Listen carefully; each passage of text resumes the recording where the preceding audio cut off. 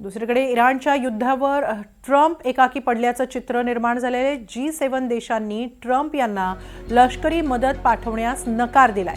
युरोपातील 10 देशांनी अमेरिकेला होर्मुझवर मदतीला नकार कळवलेला आहे।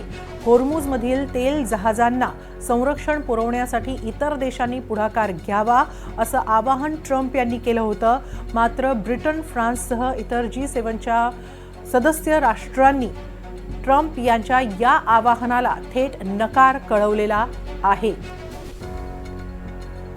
दरम्यान दुसरीकडे इराणनं रोमानियाला धमकी दिलेली आहे। अमेरिकेला मदत केली तर उत्तर देऊ असं इराणनं रोमानियाला धमकावलंय। रोमानियामध्ये अमेरिकेचा लष्करी तळ आहे।